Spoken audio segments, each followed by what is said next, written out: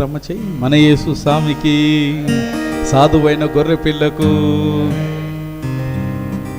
దేవుడు మీకు తోడయ్యుండును గాక. In the name of the father and of the son and of the holy spirit. Amen. Friends, good morning. Naveen అన్న full జోష్. I give you greetings in the name of Triune God.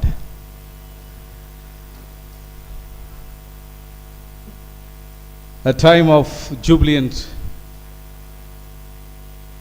season, as all our friends are celebrating. Even it influences on us, since we too live in the same community. It is a time for us to learn. దేవుని యొక్క సన్నిధిలో దేవుని యొక్క కృపాసనము చెంత నిత్య నూతనంగా దేవుడు మాట్లాడడానికి తలంచినటువంటి ఈ తలంపులను, ఈ సమయాన్ని కేవలము దేవుని కొరకు మాత్రమే వెచ్చించడములో అనంతమైనటువంటి ఆశీర్వాదం దాగి ఉంది. చాలా సందర్భాలలో మిత్రులు, స్నేహితులు దేవాలయానికి రావడం మట్టుకే తమ యొక్క ధర్మమని లేదా బాధ్యత అని భావిస్తూ ఉండవచ్చు. కానీ దేవాలయానికి వచ్చిన తర్వాత దేవునికి ఇవ్వాల్సినటువంటి ఈ సమయాన్ని ఎంత మట్టుకు దేవునికి ఇస్తున్నామన్నది పెద్ద సవాల్.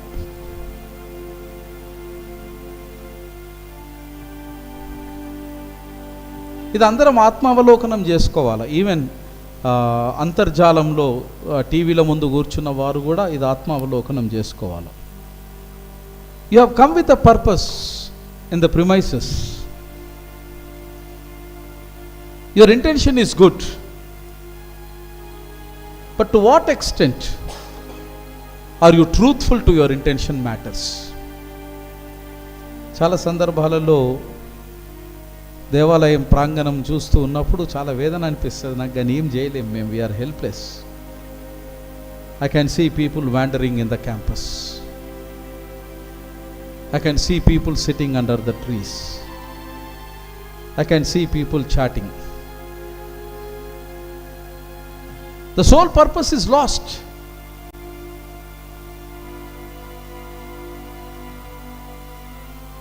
ఏ కారణంతో వచ్చినాం మనం? ఆ కారణం తప్ప అన్ని కారణాలలో పాల్గొంటున్నాం. ఇక్కడ అన్ని కార్యకలాపాలలో పాల్గొంటున్నాం. బహుశా నా వ్యక్తిగతమైన భావన ఏంటంటే రాకుండా ఉండడం మేలేమో, వచ్చి రెండింతల దేవుని యొక్క ఉగ్రతను ఆహ్వానిస్తున్నామేమో అనిపిస్తుంది నా ప్రాణానికి. కారణం ఏందనంటే వినకపోవడం ఒక తప్పు అయితే మరే ఇతర కార్యకలాపాలలో మునిగిపోవడం రెండవ తప్పు. తద్వారా మనల్ని మనం నిరుత్సాహపరుచుకుంటూ ఎంతో గంపెడంత ఆశతో మీకు ఈ దినాన్ని, సమయాన్ని, బలాన్ని, ఆరోగ్యాన్ని, ఆయుష్ను, అనుకూలతను కలిగించిన దేవుడు కూడా నిరాశపడతాడు because of our attitude in the church. నేను ఎప్పుడు అది బాధపడతా, కానీ ఏం చేస్తాం మేము? ఏం చేయలేము. ఏదో జరసేపు ఇట్లా బాధపడతాం, తర్వాత దేవుడా ఇక నీ ఇష్టం, నేనేం చేయగలుగుతాం అని ప్రార్థన చేస్తాం. అంతకు తప్ప ఏం చేయలేం. టుడే చాలా అద్భుతమైనటువంటి దైవ సందేశం మన కొరకు రూపకల్పన చేయబడ్డది. ఆంగ్లంలో దీనిని differently abled, dignity and dependence అన్నటువంటి ఆ థీమ్తో మనం దీనిని చూస్తూ ఉన్నాం. దీనిని తెలుగులో అంగవైకల్యం అన్నటువంటి తర్జుమా మనం చూస్తూ ఉన్నాం. కానీ అంగవైకల్యం అనే దానికనంటే ఎందుకో నాకు ఇంగ్లీష్లో ఉన్నటువంటి థీమ్ చాలా అంటే నేను సపోర్ట్ చేసేటువంటి థీమ్, యాక్సెప్ట్ చేసేటువంటి థీమ్ ఏంటంటే డిఫరెంట్లీ ఏబుల్డ్. కేవలము జ్ఞానం గలవాడు గ్రహించునుగాక అన్నట్టు ఉంటుంది ఇటిది.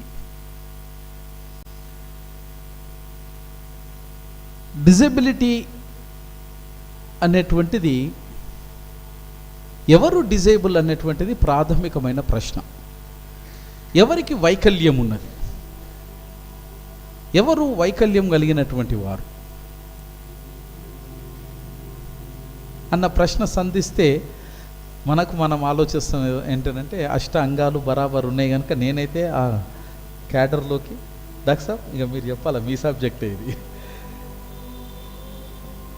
8 అంగాలు నాయి బరాబర్ ఉన్నాయి కనుక నేనైతే ఆ క్యాడర్లోకి లేదా ఆ వర్గీకరణలోనికి అమ్మయ్యా అనుకున్నాం.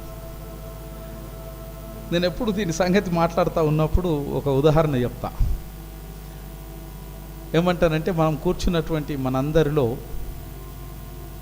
తీపిని ఇష్టపడేవారు ఉంటారు. In case if I say that I'm going to give you Malaysian chocolates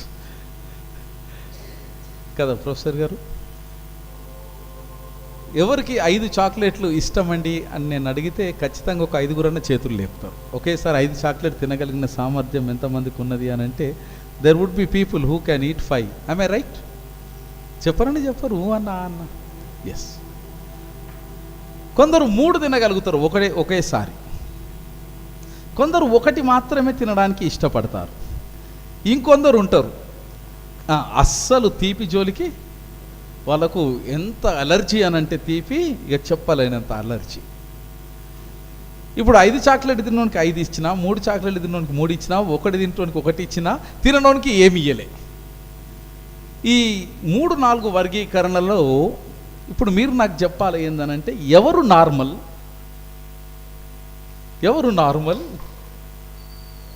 అయ్యా నేను అన్న ఆ మాట నాతో అనిపిస్తారు. అమ్మా అన్న అంటుడు 1 చాక్లెట్ తిన్నోడు నార్మల్ అంటే 5 చాక్లెట్ తిన్నోడు, పోనీ 5 చాక్లెట్ తిన్నోడిని అడుగుతా ఇప్పుడు నేను, అయ్యా మరి 1 చాక్లెట్ తిన్నోడు నార్మలా, తిన్నోడు నార్మలా? అమ్మా ఎండ్ ఆఫ్ ద డే ఎవ్వరము నార్మల్ కాదు, అందరూ అబ్నార్మలే. ఇది గుర్తించి గ్రహించడంలో మనం విఫలమైన జీవితంలో.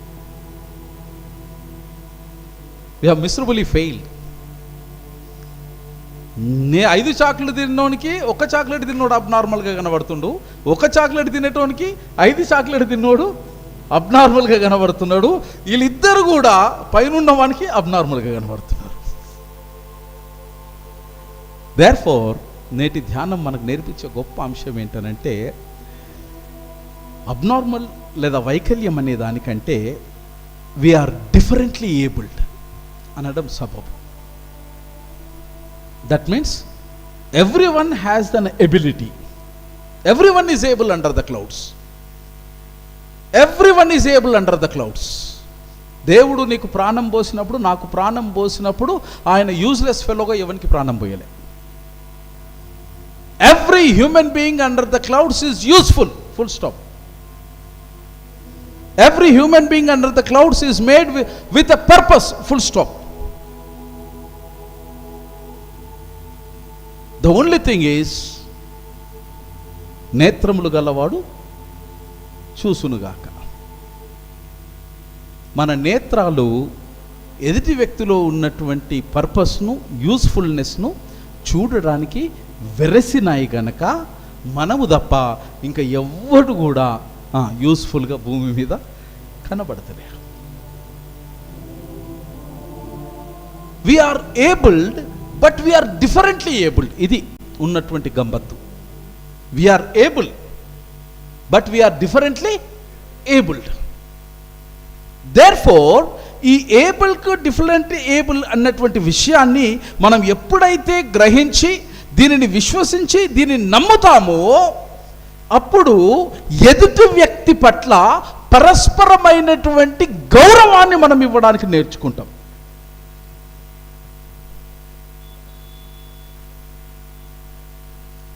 అయ్యా నేను ఏబుల్డ్, మీరు కూడా డిఫరెంట్లీ ఏబుల్డ్. ఎందుకంటే నేను ఒక్క చాక్లెట్ తినగలుగుతా, మీరు 5 చాక్లెట్ తినగలుగుతా. మీరు తింటున్నాను, నేను 5 పై చాక్లెట్ తిన్నా అనుకో, ఫట్ ఇక నేను. సో 5 చాక్లెట్ తినగలిగిన మీ సామర్థ్యాన్ని, ఒక చాక్లెట్కు ఉన్నటువంటి నా సామర్థ్యాన్ని నేను గౌరవించి ఘనపరిచిన నాడే సృష్టించిన దేవుడు ఘనపరచబడతాడు. This is differently abled.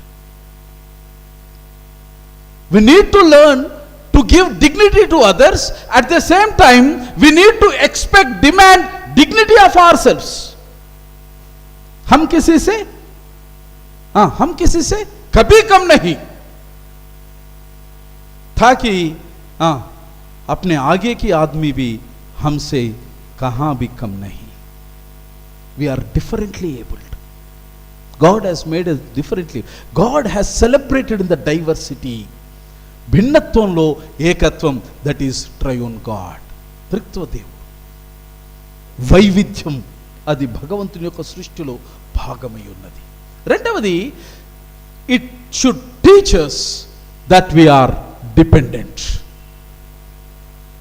It should teach us that we are dependent. No one is independent. No one is independent. కోట్ల రూపాయల ధనం ఉండని గాక, దేహ దారుఢ్యం ఉండని గాక, ఏదన్నా ఉండని గాక, you cannot survive on your selfs, directly or indirectly. You are dependent, full stop. Don't forget that fact. చిన్నవాటికి కానివ్వండి, పెద్దవాటికి కానివ్వండి, మనము ఒకరి మీద ఆధారపడ్డాం. కోట్ల రూపాయలు ఉన్నాయి బ్యాంక్ బ్యాలెన్స్, సంతోషం, సంబరం. ఆ కోట్ల రూపాయలు తింటావా అయ్యా? తింటారా? మళ్ళీ ఆఖరికి ఎవడో బండి ఇచ్చినటువంటి పంట నీ ముందుకు వస్తే తప్ప నీ కడుపు ఇది మర్చిపోవద్దు. క్షేత్రస్థాయి నుంచి అంచెలంచెలుగా మానవుడు మరొకరిపైన, మానవులు భగవంతుని పైన ఆధారపడి బ్రతుకుతారు అన్నటువంటి సత్యాన్ని మరచిపోకూడదు.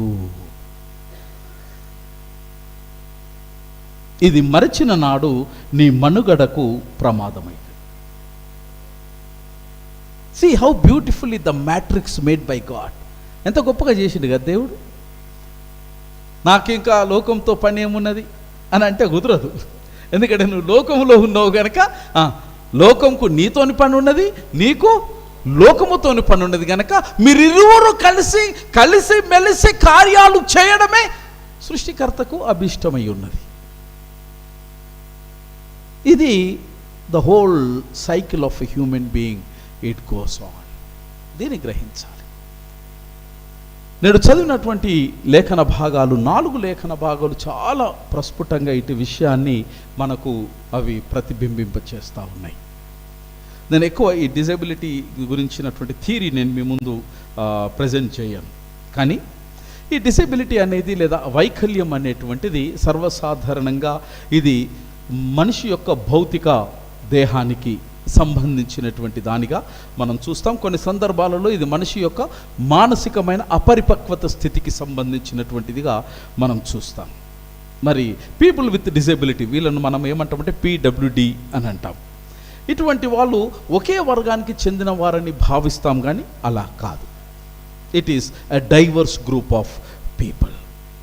చాలా సందర్భాలలో ఈ వైకల్యం అనేటువంటిది కళ్ళకు ప్రతిబింబిస్తుంది అని అనుకుంటాం, కానీ మనకు కళ్ళకు అగుపడినటువంటి వైకల్యము అనంతమైనదిగా ఉన్నదని జ్ఞాపకం చేయబడతా ఉన్నాం.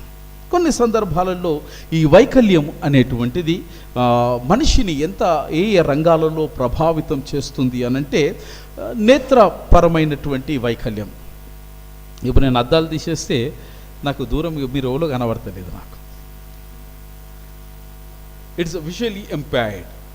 తర్వాత మూమెంట్ వైకల్యం, కదలిక వైకల్యం, తర్వాత ఆలోచనలో వైకల్యం, తర్వాత జ్ఞాపక శక్తిలో వైకల్యం, నేర్వడంలో వైకల్యం, కమ్యూనికేటింగ్ చేయడంలో వైకల్యం, వినడంలో శ్రవణంలో వైకల్యం, మానసికపరమైనటువంటి ఆరోగ్యపరమైన విషయాలలో వైకల్యం, దాని తర్వాత సామాజిక పరమైనటువంటి సంబంధాలు నెరపడములో వైకల్యం. ఇటు వైకల్యాలను WHO 3 రకాలుగా వర్గీకరణ చేస్తూ ఉన్నది. ఆ 3 రకములైనటువంటి వర్గీకరణలో WHO ఇచ్చినటువంటి దానిలో డిజబిలిటీ హ్యాస్ గాట్ 3 డైమెన్షన్స్. మొట్టమొదటిది ఏంటంటే ఇంపైర్మెంట్ అని అన్నది World Health Organization. What is this impairment అని అంటే భౌతిక దేహానికి సంబంధించినటువంటి లోపం కలగడం వలన మన యొక్క దైనందిక జీవితంలో కదలికలో కలిగేటువంటి ఇబ్బందులు లేదా ఎదుర్కొనేటువంటి సమస్యలు. రెండవది యాక్టివిటీ లిమిటేషన్ కూడా ఇది డిజబిలిటీ లేదా వైకల్యం అని అన్నది. ఈ యాక్టివిటీ లిమిటేషన్లో ఏంటంటే డిఫికల్టీ ఇన్ సీయింగ్, పరిశుద్ధుడైన పౌలు దీని బారిన పడ్డాడు. తర్వాత హియరింగ్, చాలా చక్కగా స్పష్టంగా వినకపోవడం. తర్వాత walking or problem solving, this is activity limitation. మూడవది participatory limitation or restrictions, working, engage in social activities or recreational activities. సాధారణంగా ఇటు వైకల్యంను గురించినటువంటి ఆలోచన చేస్తూ ఉన్నప్పుడు we all know about the medical model, certain physical or intellectual or psychological or mental conditions or what we call it as pathologic or abnormal activities are considered as the disability of a human being. అంతే కదా, మనం అంతే కదా, శారీరకంగా కొద్దిగా లోపం ఉంటే వాడు డిసేబుల్డ్ అని అంటాం, లేదా అంగవైకల్యం అంటాం, లేదా ఫిజికల్లీ ఛాలెంజ్డ్ అంటాం, ఫిజికల్లీ హ్యాండిక్యాప్డ్ అని అంటూ ఉంటాం. అయితే దీనికి ఈ 3 బైబిల్ పాఠాలు ఈ భిన్నమైనటువంటి అభిప్రాయానికి ఒక నూతనమైనటువంటి భాష్యాన్ని 3 బైబిల్ పాఠాలలో నుంచి మనకు ఉద్భవిస్తున్నటువంటి విషయాన్ని నేను మీ ముందు ఉంచడానికి ఇష్టపడతా ఉన్నా. The Bible talks about altogether a different definition for the disability. The first disability, even the Bible talks about the physical impairment. రెండవ డిసెబిలిటీ బైబిల్ దేని గురించి మాట్లాడుతుంది 4 బైబిల్ పాఠాలలో అంటే సమాజము ఈ వైకల్యము కలిగినటువంటి వారి పట్ల వారి యొక్క వైఖరి ద్వారా అష్ట అంగాలు స్పష్టంగా ఉన్నవాడు కూడా వైకల్యము కలిగినటువంటి వాడే అన్నటువంటి భావన ఈ 4 బైబిల్ పాఠాలు మనకు ప్రబోధం చేస్తూ ఉన్నాయి. అష్టాంగాలు ఉన్నోడు వైకల్యము లేనోడు అట్టు కాదు. వైకల్యము కలిగిన వాని పట్ల నీ యొక్క ప్రవర్తనను బట్టి నీవు కూడా వైకల్యము జాబితాలోనే చేరుతామని అంటుంది బైబిల్. దానిలో 3-4 విషయాలు మాట్లాడినారు. మొదటిది ఏంటంటే the restrictions imposed by dominant social, political and economical ideologies.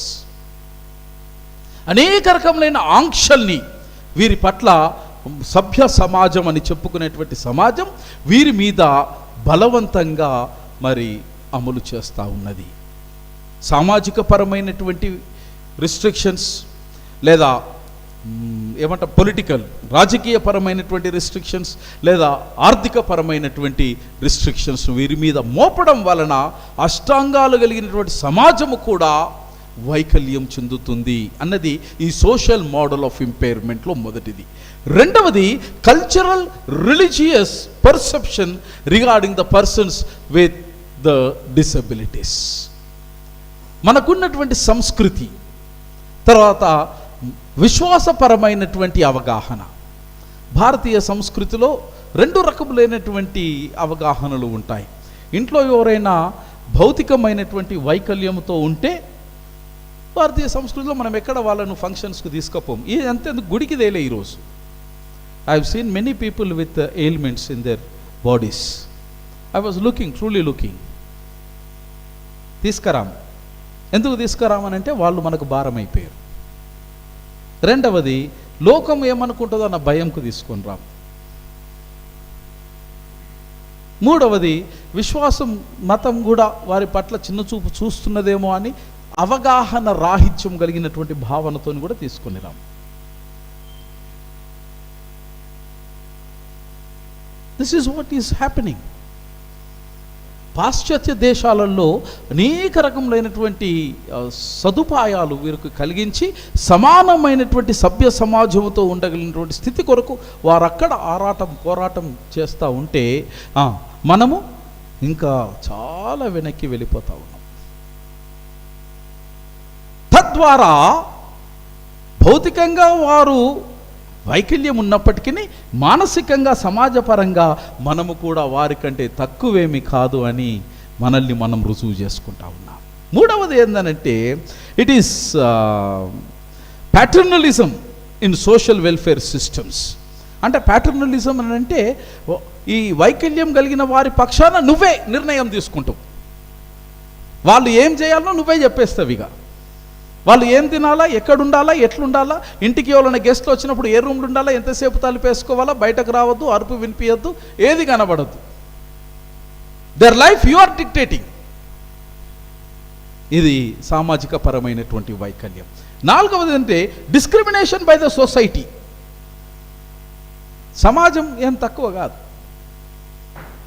వీరి యొక్క ప్రవర్తన వైకల్యం కలిగినటువంటి వారి పట్ల అనుచితంగా ఉండకపోవడం వల్ల అనుచితమైన ప్రవర్తన వీరికి అపారమైనటువంటి గాయాన్ని రేపుతూ ఉన్నది. ఐదవది ఇన్యాక్సెసిబిలిటీ of the environment and the information. ఒకవేళ వాళ్ళు బయటకు వస్తే వారికి తగినటువంటి సదుపాయము అందించడంలో సమాజము మరి అది ఫెయిల్ అయింది. ఐదవది ఏంటంటే the lack of appropriate institutional and social arrangements. My dear friends, in this model of disability, the social disability, it does not lie in the individuals, but in the interactions between individual and the society. This is called social disability model. In the light of this, now quickly let us look unto the theological perspective of the disability. మనము విశ్వాసం ఉన్నటువంటి మన యొక్క విశ్వాస గ్రంథం యొక్క అవగాహనను గురించి కొంత సమాచారాన్ని మనం విందాం. ఈ theological and biblical traditional understanding of the డిజబిలిటీని ఐస్లాండ్ అనేటువంటి స్కాలర్ దీనిని 3 విధాలుగా వర్గీకరణ చేసినాడు. మొదటి వర్గీకరణలో ఈ స్కాలర్ ఏమంటాడనంటే కాన్ఫ్లిక్టింగ్ డిజబిలిటీ విత్ సిన్. పరిశుద్ధ గ్రంథంలో చాలా సందర్భాల్లో major portions of the Bible ఎప్పుడు కూడా ఈ వైకల్యం గురించి ప్రస్తావన చేసినప్పుడు అది పాపానికి ముడిపెట్టింది. నువ్వు పాపం చేసినవు గనక నీకు వైకల్యము సంభవించింది అన్నది ఉన్నటువంటి అవగాహన, ఆనాటి ప్రజలకు భక్తులకు కలిగినటువంటి అవగాహన. పాపముతో ఎప్పుడు కూడా ఈ వైకల్యాన్ని ముడిపెట్టబడ్డది. రెండవది disability viewed as a virtuous suffering.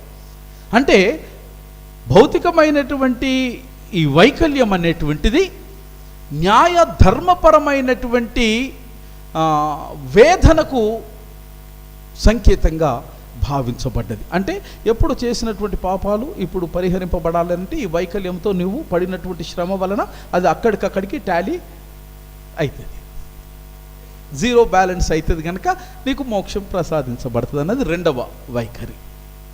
మూడవది వేదాంతపరమైనటువంటిది ఏంటంటే it perceives people with disability as a case of charity.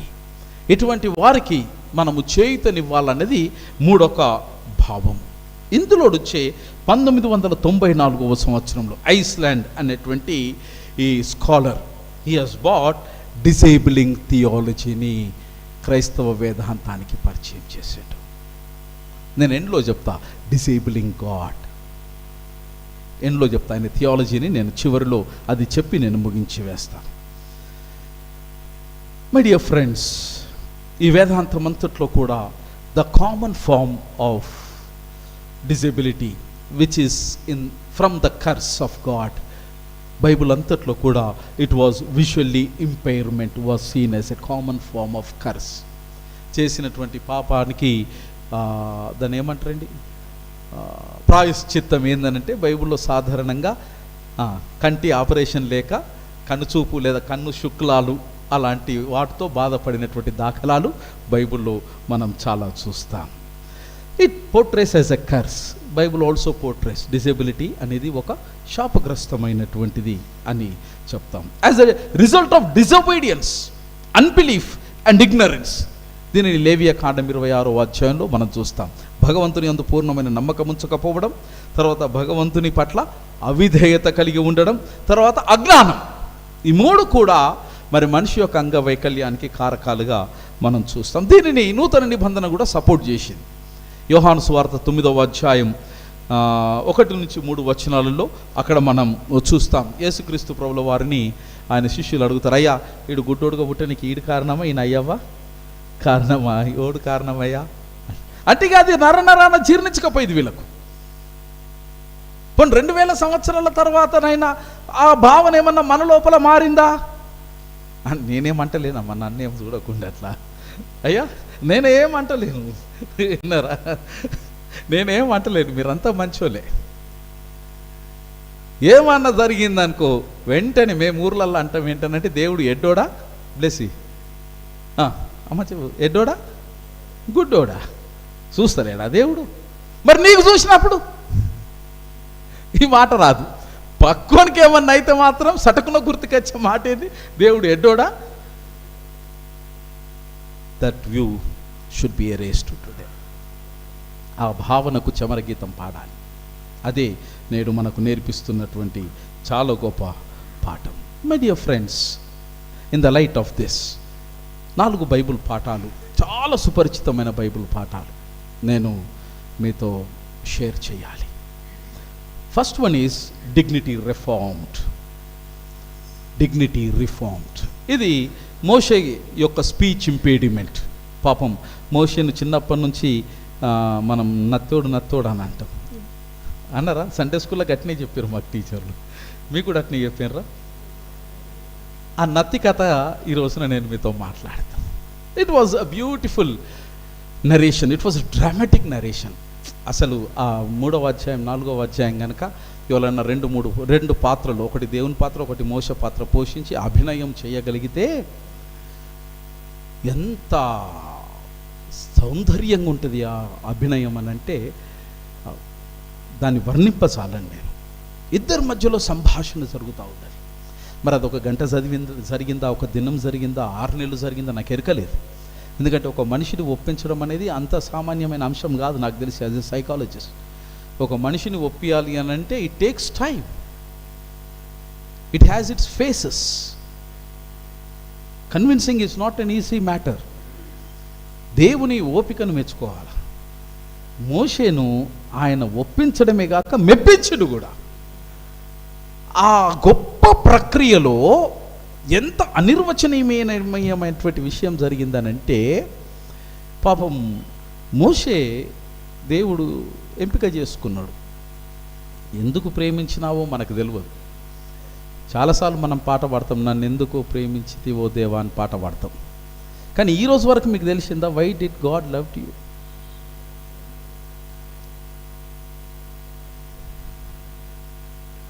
ఇది తెలిస్తే నువ్వు అభినవ మోషేవే. ఇది తెలుసుకోనికే ఈ ప్రక్రియ అంతా, ఈ ప్రార్థన అంతా, మన ఆధ్యాత్మికమైనటువంటి ప్రయాసం అంతా ఏంటంటే, ఎందుకు దేవుడు నిన్నే ప్రేమించాడు? Why did he love you? Just to find the cause, he has given another ample of opportunity to come and sit in the worship. This is a small what to say grace.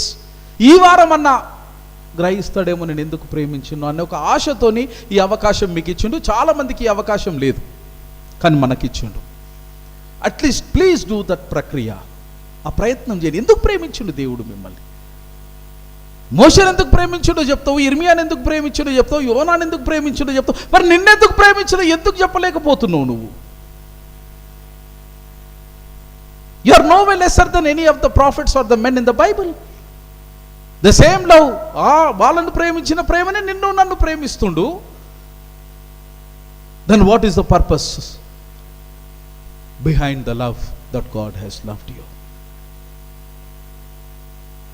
పాపం Moshe చాలా కష్టపడతాడు. ఎంత కష్టపడతాడనంటే, దేవుడు ఆయనను పిలిచినప్పుడు, బాబు Moses రారాబై, నీ కొరకు ఒక machine ఉంది, నువ్వు జర పని చేయాలా అని అంటే, అప్పటికే దెబ్బతిన్న పానం. విన్నావా, గుండెలు ముక్కలైపోయిన బ్రతుకు.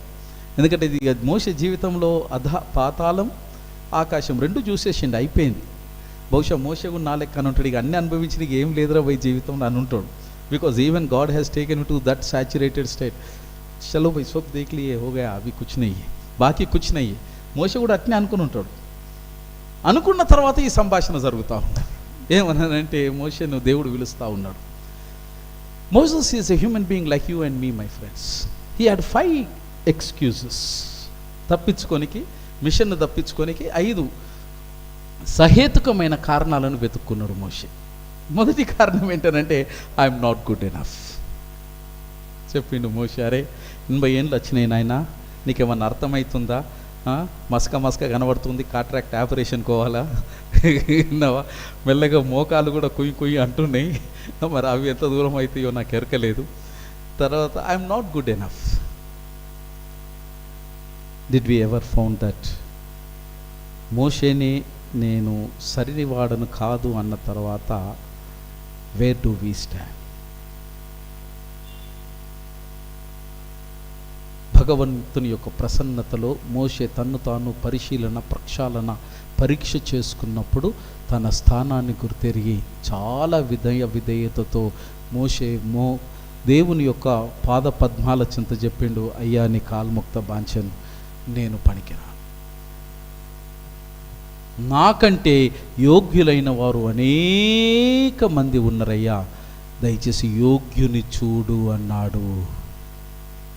యోగ్యత దేవుడు మోషేలో చూసినాడు. నీవు ఇతరులలో యోగ్యత చూడగలిగితే దేవుడు నీలోని యోగ్యతకు ఆయన పట్టము కడతాడు. ఇతరులను ఎప్పుడు కూడా నిందించడమే నీ జీవిత పనిగా పెట్టుకుంటే మిత్రమా, you are not going to be used in the hands of God, full stop. It is ruled out. He said, I am not good enough. నిర్గమకాండం 3వ అధ్యాయం 11. God didn't accepted it. He said, నా మోషే కథలొద్దు, నాకు ఎరకలేదా? మళ్ళీ ఆలోచన చేసిన Moshe. The second excuse is I don't have all the answers అన్నాడు. అయ్యా నువ్వు నన్ను పంపించేది ఈన్నో అన్నో ఎరకనా? ఏడికి పంపిస్తున్నావో తెలుసా నీకు? అంటే ఏడికి పంపిస్తున్నావు? గ్యారిసన్కు పంపిస్తున్నావు నన్ను. అయ్యా ఏడికి పంపిస్తున్నావు? అక్కడ అంతా పర్ఫెక్టే, అందరూ పర్ఫెక్టే, అందరికీ జవాబులు ఉన్నాయి, ప్రశ్నలు ఉన్నాయి, కానీ నోట్ల నాలుక లేను నేను పోయి ఆడ నిలబడితే ఒక్కొక్క ప్రశ్నకు ఒక్కొక్క ప్రణాళిక, వారు వేసే ప్రణాళికలో నేను ఎక్కడ సుడిగుండంలో కొట్టుకపోతానో నాయనో నీ దండం పెడతా. నేను కారం మిరం తిని రొట్టె తిని బతుకుతా, కానీ గ్యారిసన్కైతే అయ్యా. Exodus 3:11 excuses didn't work out. Garrison నీకు తెలియదురా, నాకు తెలుసు, డోంట్ వరీ.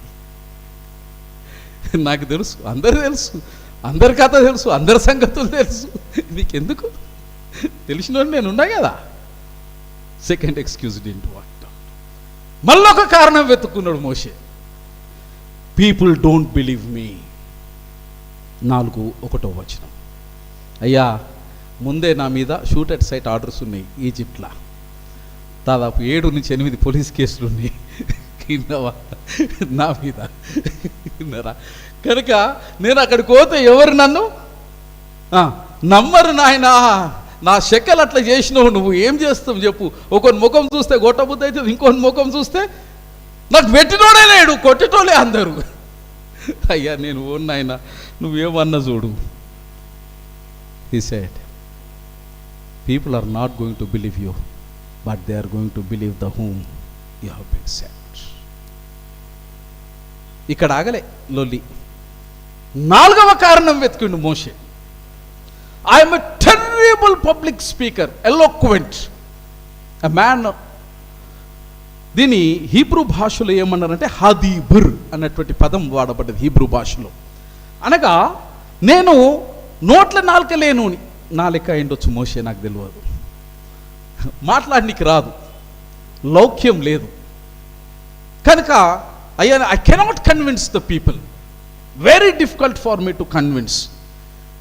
కనుక మాట వాక్చాతుర్యం కలిగిన వారు అనేక మంది ఉన్నారు, డిప్లొమసీ తెలిసిన వారు అనేక మంది ఉన్నారు, అరిస్టోక్రాట్ తెలిసిన వారు అనేక మంది ఉన్నారు, పొలిటికల్ చేసి బతికేటోళ్ళు అనేక మంది ఉన్నారయ్యా. నువ్వు వాళ్ళ వైపు చూడకుండా ఏమి లేను నీ నా వంక చూస్తే ఎట్లా? విన్నావా? నేను ఓనయ్యా. And last excuse is 4:13 Exodus. He says, I am not qualified. రాజప్రసాదములో రాకుమారుని లాగా అన్ని విద్యలలో ఆరుతేరినటువంటి ఒక గొప్ప నరుడు, మానవుడు, when he says I am not qualified, my dear friends, we keep on boasting that I am qualified, I am the best, I am the champion, I am the messiah అని చెప్పుకునే మనల్ని మనము మోసే ముందు నిలబడదాం. Are we truly qualified to stand before the God? If not, it is a time to change your attitude. You have to change your attitude. When Moses humble enough to confess that Deva, nenu samarthyamu leni vaadanu, panikirani vaadanu. My dear friends, in this light of this, why Moses was very much, troubled, or made him troublesome in speech, in his eloquence? ఎందుకు మోషే కష్టపడ్డాడు? ఎందుకు కష్టపడి ఉంటాడు? Do you know it? చాలా సందర్భాల్లో ఈ ప్రసంగాలు మీరు వినుంటారు. I right? Say yes or no. మరి చెప్పాల ధైర్యంగా. మీరు ఎస్ అంటే నాకు అర్థమవుతుంది అంటే, ఓ నాకే తెలియదని ఇప్పుడు అర్థమైంది నాకు. ఎందుకు మోషేకు, నిజంగా మోషేకు అంటే మాట్లాడడం అంత ఇబ్బంది పడ్డాడా? ఒకవేళ పడితే ఏ కారణంతో పడి ఉంటాడు? There must be a reason behind everything. అయ్యా, హీ రీడ్ మిస్టేక్స్. యా, దానికి శాస్త్రము, విజ్ఞాన శాస్త్రం, వేదాంత శాస్త్రం కొన్ని సహేతుకమైన కారణాలను ఇచ్చింది. అందులో ఒక కారణం బహుశా మీరు విని ఉండరు, ఖచ్చితంగా విని ఉండరు. ఈ కారణం ఈరోజు నేను మీతో విన్నవించుకోవాలి. ఒక సహేతుకమైన కారణం ఏంటి అనంటే, మోషే జన్మ కాలంలో ఐగుప్తీయులకు ఇవ్వబడినటువంటి ఆజ్ఞ ఏందనంటే, మగపోరడు పుట్టగానే పుట్టుకున్న తీసుకుపోయి నైలు నదిలో ఎత్తేయాలి. నైలు నది చాలా beautiful. I have sailed in it. అందులో పోయి ఎత్తేయాలి మగపోరల్ని, గంగార్పణం. కారణ జన్ముడు గనక మోషేను నాటకీయంగా దేవుడు కాపాడిన తర్వాత ఏమైందనంటే, అందులో ఫరో బిడ్డ పెంచుకున్నటువంటి మురిపాల రాకుమారుడు, ముద్దుగున్నాడు, పోరుడు, బుద్దుగా నాలిక కర్రెగా ఉండొచ్చు, నాకు ఎరకలేదు, ఎట్లున్నాడో తెలియదు నాకు. బొద్దుగా ఉండొచ్చు, గునగున తిరుగుతూ ఉన్నాడు, రాజప్రసాదం. ఇప్పుడు నేను చెప్పే విషయాన్ని ఎక్కడ ప్రస్తావించబడ్డది అనంటే, it is written in the book of Midrash. నా వెనుకనండి, Midrash, it's a Hebrew word. ఇది తెలవాల మనకు. ఈ మిద్రాష్ అనేటువంటి గ్రంథము, దీనిని దారాష్ అనేటువంటి పదములో నుంచి మిద్రాష్ అనే పదం వచ్చింది. ఈ దారాష్ అనే హీబ్రూ పదం యొక్క భావం ఏంటనంటే, to enquire or to investigate. It is a book, you will find it on Google. It is a book. దారాష్ నుంచి మిద్రాష్ అనే పదము. ఈ మిద్రాష్ అనేటువంటి దానిని ఇది ఎందుకు రచించినారు అనంటే, పంచఖండాలలో ప్రస్ఫుటంగా వర్ణింపజాలని, వివరణ లేనటువంటి అనేకమైన విషయాలను ఈ మిద్రాష్ అనే గ్రంథంలో గ్రంథకర్తలు రాశారు. Are you getting it what I'm trying to say? పంచఖండాలలో ఎక్కడైనా ఒక అక్షరము మీద, పదము మీద, ధాతువు మీద పండితునికి అనుమానం కలిగితే వెంటనే వీడు మిద్రాష్కు వెళ్ళాలి. మిద్రాష్కు వెళ్ళి అక్కడ ఇచ్చినటువంటి వివరణ, మన భాషలో ఏమంటామంటే we call it as commentaries. In a way to say, Midrash is a commentary on the Pentateuch. అక్కడ వెళ్ళి ఆ అనుమానాన్ని ఇక్కడ నివృత్తి చేసుకోవాలి మిద్రాష్లో. ఇది నిష్ట కలిగినటువంటి యూద ప్రవిష్టులు చే రచించబడినటువంటి గ్రంథం మిద్రాష్. ఈ మిద్రాష్లో చెప్పబడిన ఒక గొప్ప రహస్యాన్ని, మోషే యొక్క నత్తికి దాగి ఉన్న రహస్యాన్ని ఈ రోజున నేను మీతో బహిర్గతపరుస్తాను. మిద్రాష్ గ్రంథంలో చెప్పబడినట్టు rabbinic legends they recorded this. One day Moshe మనోడు ముద్దు 3 ఏళ్ల ప్రాయంలోనట ముద్దుగా గుణగుణ రాజప్రసాదంలో తిరుగుతూ ఉన్నాడు, గెంతులు వేసుకుంటూ తిరుగుతూ ఉన్నాడు. ఈయన చూడంగానే ముచ్చట కలిగింది. ఎవరికి? ఫరోకు ముచ్చట కలిగింది. ముచ్చట కలిగారు, నన్న కన్నా చిన్న నన్న రా రా రా రా రా అనగానే ఇడు గుణ ఉరికొచ్చి ఫరో కాళ్ళ మీద, దాన్ని ఏమంటాం మనం, ల్యాప్, దాని మీద కూర్చుండబెట్టుకొని ఆడుకుంటున్నాడు. ఈ పొరడు ఉన్న కాడు ఉండాలన్నా. ఈడు ఆడుకుంటూ ఏం చేసిందంటే తుసుక్కున ఫరో తల మీద ఉన్న కిరీటం తీసి ఈడు పెట్టుకుని ఒక్క క్షణం మరణ తాండవము నరిపింది. ఐగుప్తు రాజప్రసాదంలో గాలి ఆగిపోయింది. ఎక్కడ వాడక్కడ స్తంభించిపోయినాడు, భయముతో వణికిపోయినారు. ఈవెన్ రాజు తేరుకోనీకి సమయం పట్టింది. వారు ఎంత గొప్ప అపశకునంగా భావించినాడు ఫరో రాజు అంటే మమ్మల్ని ఏలేవాడా వీడు అన్నటువంటిది చాలా బలంగా ఫరో గుండెల్లో నిండిపోయి భయముతో వణికిపోయినాడు ఫరో. వెంటనే అక్కడ ఉన్నటువంటి వారిని, ఎవరక్కడ? చిత్తం ప్రభు, నా మదిలో ఒక అనుమానం రేకెత్తించబడ్డది, దీన్ని నివృత్తి చేయడానికి కావలసిన ఏర్పాట్లు గావించండి. చిత్తం ప్రభు, ఏర్పాట్లు గావించబడ్డాయి. విధి ఎంత విచిత్రమైనది. ఈయన అనుమానాన్ని నివృత్తి చేయడానికి పిలువబడినటువంటి వారిలో ఎవరయ్యా అనంటే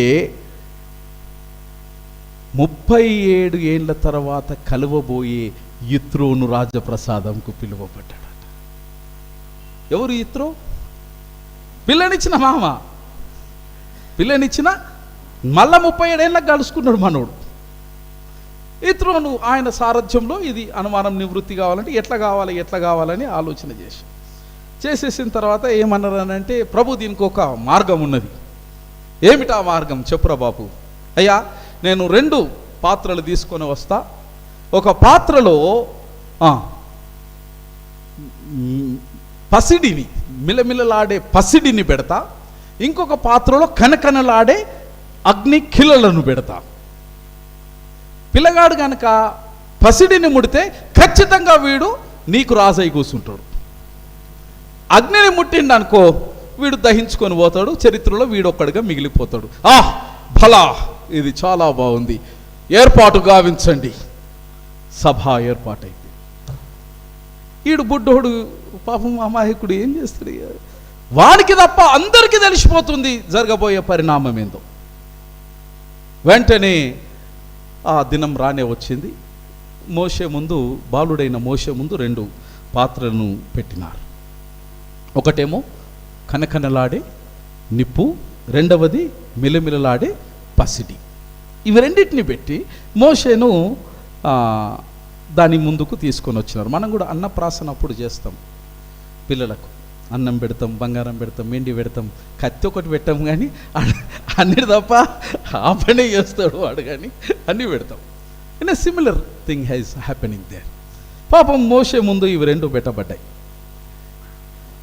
పెట్టబడ్డ తర్వాత మోషే గుణగుణ ఉరికొచ్చేసి మిద్రాష్లో చెప్పబడ్డది. ఉరికొచ్చేసి మనోడు చక్కగా చెయ్యి ఏడుకోతుంది, పసిడి మీదకే పోయింది, బంగారమే పట్టుకొని పోయిండు మనోడు. అయితే అక్కడ చెప్పబడ్డ మాట ఏంటంటే, ఈ ప్రక్రియ అంతట్లో గాబ్రియేలు దూత మానవ రూపమై వచ్చింది అని చెప్పబడ్డది. ఈ పిల్లోడు పసిడిని పట్టుకునే తరుణంలో ఈ పిల్లవాడిని చేయి అగ్నిలోనికి తోచేసింది. తద్వారా మోషే అగ్నిని పట్టుకోగానే కాలింది కదా అని చెప్పేసి అదే చెయ్యి నోట్లో పెట్టుకున్నాడట. అప్పుడు కలిగిన గాయాన్ని బట్టి మోషే జీవితకాలం అంతా నత్తివానిగానే బ్రతికినాడన్నది మిద్రాష్ చెబుతున్నటువంటి కథ.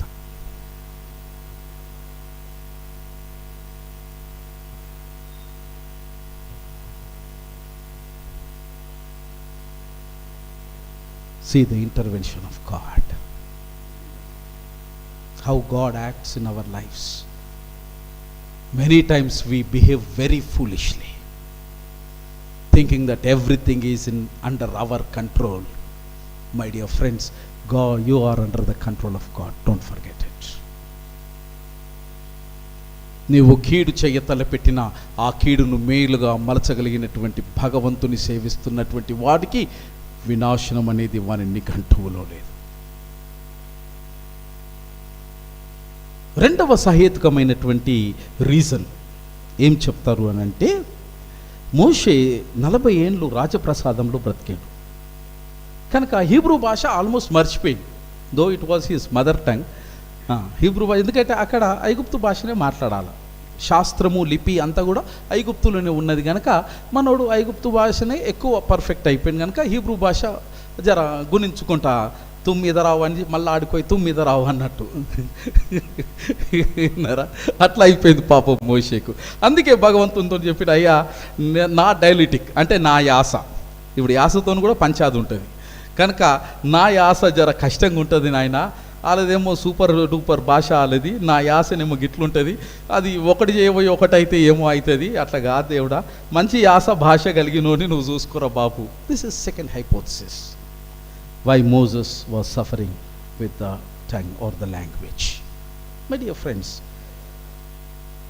ఇక్కడ నేను మోషే గురించి 2 మాటలు చెప్పి ముగించేసి ముందుకు వెళ్తాను. How God sees or looks at us is entirely different. The way world looks at us is entirely different. ప్రజలు చూసేటువంటి దృక్పథానికి దేవుడు చూసే దృక్పథానికి ఆస్మాన్కు జమీన్కున్నంత ఫరక్ ఉంది.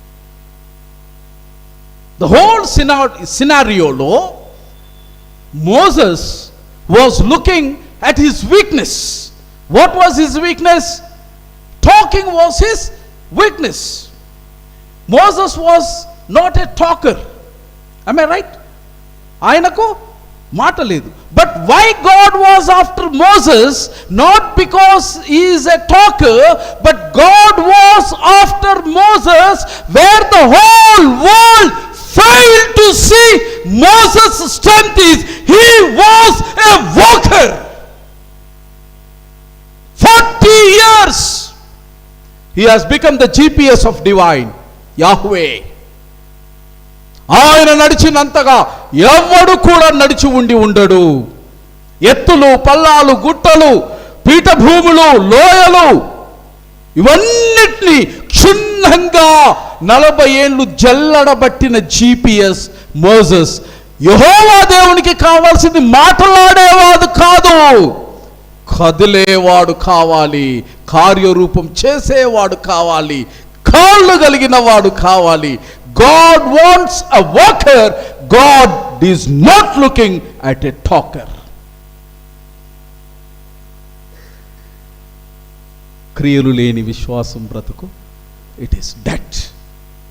The world is looking at the deadness of you, but Lord is looking at the strength that he has imbibed in you. Don't get disheartened when your strengths are not recognized. Don't break your hearts. Still you are useful very mightily in the hands of God. He has given you a strength where the whole world has failed to look at that strength. Miserably failed. And people have started calling you, labeling you or tagging you that he is a useless. But my dear friend, God has made you useful. Believe in it.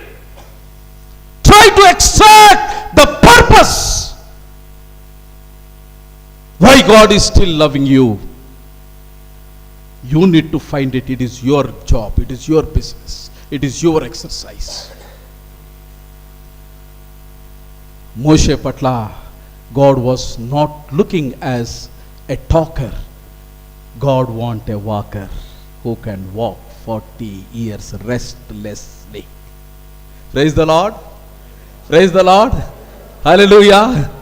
Your weakness is not going to stop you. Thank God. Your weakness is not going to stop you. There is enormous strength God has put in you. దాని వైపు చూడండి. నీ weakness వైపు చూసినంత కాలం నువ్వు లోకం నిన్ను ఆపేస్తూ ఉంటుంది, అడ్డుకుంటూ ఉంటుంది, అగాధ పాతాళానికి నొక్కడానికి ప్రయత్నం చేస్తుంది. And you will stop as long as you watch or look or pay your attention on weakness. There is strength. Moses walked for more 40 years. He is the GPS of Yahweh.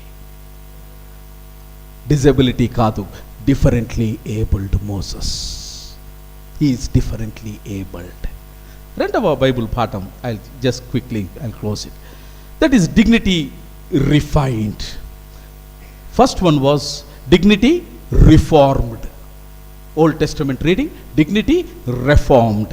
Second one is dignity refined. ఇక్కడ అద్భుతమైనటువంటి కార్యం, అపోస్తుల కార్యం 3వ అధ్యాయంలో మీరు చూసుంటారు. అక్కడ తెలుగు బైబిల్లో మంచిగా వాడబడింది శృంగారం అనేటువంటి. How many times I don't know, మరి ఆ ట్రాన్స్లేషన్ ఎట్లా వచ్చిందో నాకు తెలియదు, కానీ ఇంగ్లీష్ బైబిల్లో ఎక్కడ కూడా ఆ తర్జుమా వాడలే. నేను దాదాపు ఒక 10 నుంచి 15 ట్రాన్స్లేషన్స్ చదివిన, ఎక్కడ వాడలే. It was always mentioned as a beautiful gate. అన్ని ఇంగ్లీష్ వర్షన్లో బ్యూటిఫుల్, మరి శృంగారం అంటే ఇక్కడ బ్యూటిఫుల్ అయి ఉంటుంది. ఎందుకంటే భారతీయ కాంటెక్స్ట్లో it all together gives a different connotation. So ఇంగ్లీష్లో it is a beautiful gate. Why it is a beautiful gate? దీని గురించి ఎర్లీ చర్చ్ హిస్టోరియన్, ఇవి తెలవాలి మీకు, అందుకే ఇంత చెప్తున్నా నేను. ఆది క్రైస్తవ సంఘ చరిత్ర పితామహుడు, ఆయన రాసిన చరిత్రనే నేటికి అధికారికంగా ఆమోదించబడ్డది. ఆయన పేరు జోసిఫస్. అంటారా నాతో ప్లీజ్? జోసిఫస్. ఈయన యేసుప్రభు చనిపోగానే పుట్టిండు. యేసుప్రభు చనిపోయి పునరుద్ధరం కాగానే పుట్టి పౌలుతోను కొంతమంది శిష్యులతోనూ సహవాసం చేసి అప్పటి నుంచి చరిత్ర రాసుకుంటూ వచ్చిండు. పోనీ ఆయన క్రైస్తవుడు అంటే క్రైస్తవుడు కాదు జోసిఫస్, ఆయన యూదుడు, పక్కా యూదుడు, పక్కా యూదుడు. ఆయన రాసిన చరిత్రనే ఈ రోజున మనకు చరిత్రకు దాఖలాలుగా మారినాయి. ఈ యోసిఫస్ ఆయన వ్రాసినటువంటి ఈ చరిత్ర, ఈ గేట్ దగ్గర ఏమంటారంటే, this gate on the temple of mount, దేవాలయం పర్వతం మీద ఉన్నటువంటి దేవాలయం గురించి, దాని గురించి వ్రాస్తూ ఆయన ఏమంటారంటే, it was made out of Corinth brass. Corinth పట్టణంలో దొరికినటువంటి రిఫైనడ్ బ్రాస్తోని ఈ గేట్ చేయబడ్డది. దీని యొక్క హైట్ 70 ఫీట్లు. 70 ఫీట్లు. తర్వాత దీనికి 2 దర్వాజాలు ఉండే ఈ గేట్కు. 70 ఫీట్ల గేటు కొరింతలో చేయబడినటువంటి బ్రాస్తో చేయబడ్డది. దీనికి 2 గేట్లు ఉండి, ఈ 2 గేట్లు కూడా బంగారము వెండితోని పొదిగింపబడ్డది. బహుశా దానికి అది శృంగారం అనేటువంటి గేట్ అని అభివర్ణించి ఉండవచ్చు తెలుగు తర్జుమాలో, నాకు తెలీదు.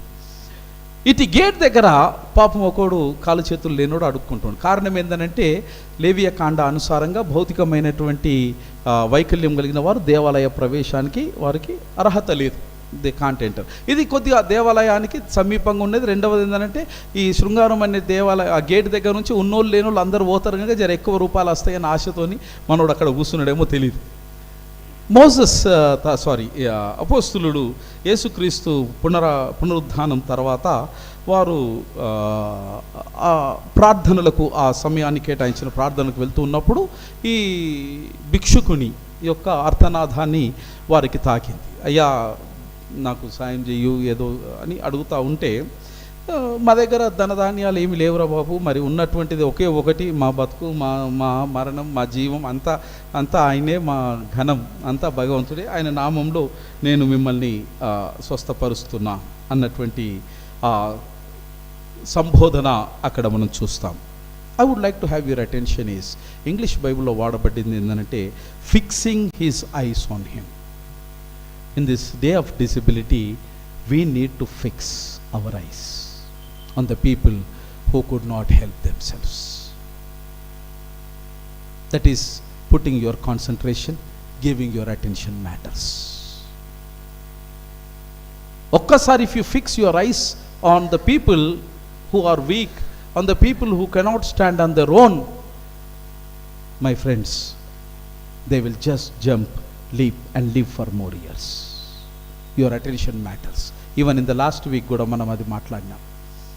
కన్నులోకి కన్ను పెట్టి చూడగలిగినటువంటి సామర్థ్యంలో ఉన్నటువంటి స్వస్థత. Thirdly, dignity restored. సువార్తల పాఠంలో మనం చూస్తాం. ఇక్కడ వాడబడినటువంటి ఈ సువార్తల పాఠంలో chapter 17, 14-21, it is mention in all the gospels. దీన్ని మనం ఏమంటామనంటే we call it as synoptic gospels అని అంటాం. అంటే సముద్రపద సువార్తలు అని తెలుగులో అంటాం. సినాప్టిక్ గాస్పల్స్ అంటే ఏంటంటే ఏ అంశాన్నైతే మత్తయి, మార్కు, లూకా ఈ మూడిటిలో పొందుపరిచినటువంటి అంశాలను సినాప్టిక్ గాస్పల్స్ అని అంటారు వేదాంత పరిభాషలో. సో ఈ సినాప్టిక్ గాస్పల్స్లో ఈ మూడు కూడా మరి జరిగింపబడ్డాయి. ఈ విషయాన్ని ముగ్గురు గ్రంథకర్తలు రాశారు. ముగ్గురు గ్రంథకర్తలు కూడా దాని యొక్క సీక్వెన్స్ని ఎక్కడ బ్రేక్ చేయలే. మరి ఎక్కడ చేసిరనంటే వీళ్ళు రూపాంతరం కొండ మీదకి పోతాడు యేసుప్రభు. అక్కడ రూపాంతరం చెందిన తర్వాత ఒక నూతనమైన అనుభవంతో కొండ నుంచి దిగి వస్తాడు. దిగి రాగానే పంచాది పెడతారు. ఆ తండ్రి వచ్చేసి, అయ్యా నా కొడుకు బాధపడతా ఉన్నాడు. అందరు తెలుగులో దాన్ని ఏమన్నారంటే ఆ చంద్ర రోగం అనే పదం వాడబడ్డది. అమ్మ, చాంద్రాయన రోగం అన్నటువంటి పదంతో తెలుగులో వాడబడ్డది. ఇంగ్లీష్లో we call it as a lunatic. ఈ లునాటిక్ అనేటువంటి పదాన్ని, ఆంగ్ల పదాన్ని గ్రీకు పదమైనటువంటి సెలినైజోమాయ్ అనే గ్రీకు పదం వాడబడ్డది. ఈ లునాటిక్ లేదా లూనార్ అనగా దాని యొక్క భావం ఏంటంటే చంద్రుడు అంచెలంచెలుగా తన యొక్క విశ్వరూప ప్రదర్శనను దినదినము ఏ విధంగా చూపిస్తూ ఉంటాడో దానికి సంకేతంగా ఈ చాంద్రాయన రోగం అన్న దానిని ఆపాదించినారు. అనగా ఈ పిల్లవాని యొక్క ప్రవర్తన అది ఒక దినం ఒకేలాగా ఉండేటువంటి ప్రవర్తన కాదు. ఒకరోజు ఒక రకమైన ప్రవర్తనతో ఉంటాడు, మరొక రోజు ఇంకో రకమైన ప్రవర్తన ఉంటాడు. అంటే ప్రవర్తనను ఎవరం కూడా బేరీజు వేయజాలన్నటువంటి పరిస్థితిని దీన్ని అభివర్ణించడానికి చాంద్రాయన రోగం అనేటువంటి దానిని వాడినారు. Lots of elements are there which I'm not going to touch. It is mixed with the faith element which I'm not going to touch. ఇక్కడ మనం గమనించాల్సింది ఏంటంటే when father has lost hope, when the disciples have raised their hands in helplessness, the touch of Christ comes. Bring him here to me. Bring him here to me. వారిని నా యొద్దకు తీసుకొని రండి. వైకల్యం కలిగినటువంటి వారిని మన యొద్దకు తీసుకొని రాగలిగిన పరిస్థితిని మనం కల్పిస్తున్నామా? We may not have the power of touch అనగానే హీల్ అయ్యేటువంటి పరిస్థితి మనకు ఉండకపోవచ్చు. కానీ మీ మృదుత్వం, మాటతో, మంచితనముతో, ఆప్యాయతతో వారిని ముట్టగలిగినటువంటి సామర్థ్యం భగవంతుడు మనకు పెట్టిండు. Can you able to put your hands on them and stretch your hands? లేదా చూసుకుంటూ నడుచుకుంటూ వెళ్ళిపోతా ఉన్నామా? They need our attention. Now I close it here my friends. I just close it here with 2 or 3 things. Every human being, as I told you, needs dignity. Dignity is demanded. Dignity is deserved. Dignity is demanded. Dignity is deserved. Why we need to give dignity to others? Why we need to expect dignity from others? Anante the first reason is you, me and everyone, even the people who are PWD, that is people with disabilities, are created in the image of God. Every human being is created in the image of God. Therefore you deserve dignity. You are bound to give dignity to anyone and everyone. Evarni kuda toolanadakandi, evarni toolanadakani, evarni స్థితిలో వాడు తోపే. ఎవ్వడు ఎవనికి తక్కువ కాదు. ఇక్కడ ఎవ్వడు కూడా దేవుని రూపం తప్ప మరొక రూపంలో నిర్మింపబడలేదు. Thank you Jyothamma. No one is made in others image. You are made in the image of God. I am also equally made in the image of God. When you are degrading my dignity, take it as a loan. Mark my words, take it as a loan. And in the right time, my friends, you are going to repay it. ఎందుకంటే the dignity that is my dignity, if it is damaged, it is damaging the dignity of God. He is taking it as a person. He will take in due course of time. ఎవరిని వదిలేదు లేదు, కాలం ఎవరిని విడిచిపెట్టదు. లెక్క పెట్టి కూసోబెట్టి ఖాతాను close చేస్తుంది. Mind it. Dignity because we are made in the image of God. Second, why we need dignity, why we have to give dignity to others ante we are of value, worth comes from God. సంకీర్తన 139వ సంకీర్తన 13, 14 వచనాలలో అక్కడ ఉంటారు. You are made of full of value and worth. More so, యేసుక్రీస్తు తన స్వీయ రక్తము చేత నేను నువ్వు మనము విమోచింపబడ్డాం గనక we need to have dignity, we need to give dignity to every one. మూడవది ఏంటంటే ఈక్వల్ ఇన్ క్రైస్ట్. గలేషియన్స్ 3:28. యేసుక్రీస్తులో ఏ భేదము, చదువుకున్నోడని చదువులేనోడని, అయ్యా నాలాగా కర్రెగున్నోడని తెల్లగున్నోడని ఏమన్నా భేదం ఉందా ప్రకాశన? ఏ భేదం లేదు. భేదభావమును సృష్టిస్తే భస్మం అయిపోతావు, జాగ్రత్త. It is none of your business. నాలుగవ కారణం why we need to have dignity, why we need to give dignity to others అంటే dignity in work and vocation. We are called by God. This vocation is given by God. దేవుడిచ్చినటువంటి కార్యంలో మనం కార్యోన్ముఖులమై ఉన్నాం. ఎవ్వరం కూడా వట్టిగా రాలేదు. You have got your own calling, I have got my own calling. You are called for Wipro or Dell, whatever it is. I am called for this profession. Every human being is called. Some people are being called to become a homemaker. It doesn't mean that they are ideal. వాళ్ళకు విలువ ఇవ్వకూడదని కాదు. They are called for the purpose. Recognize it. And fifth one ఏంటంటే respect and honour for all. పేతురు రాసిన మొదటి పత్రిక 2వ అధ్యాయం 17వ వచనం. This is what we need to give dignity, we need to receive dignity. And last one I close here is dependence. As I told you, no one is independent. We are dependent on one another.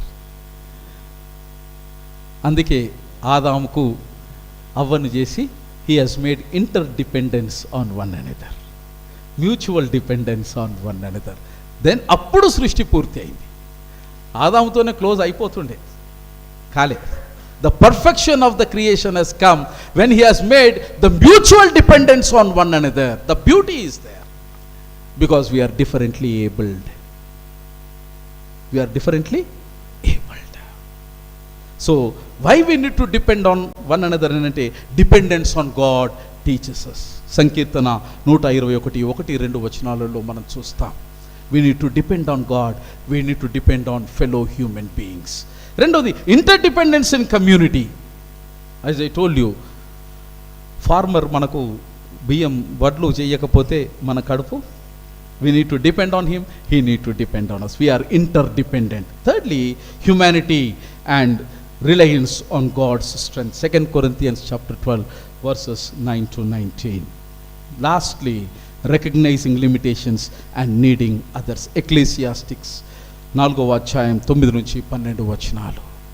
That is interdependence. Therefore, my friends, let us not try to lead a life of independence. We are differently abled. Realize it, recognize it, rationalize it. Then only you will try to find the purpose of the life. No one is perfect. It's a journey. Every day we tend to make efforts to become ourselves perfect. This is a long journey. The soul perfection will be reached when we attain moksha, when we reach in Christ. Maybe that time we all will get the perfection. Until then, it is a toil or turmoil that we keep on making to become perfect every day. In this scenario, we try to help others. We try to receive help from others. And together we try to receive help from divine. అలాంటి కృప త్రియేక దేవుడు మీకు నాకు మనకు దయచేయును గాక.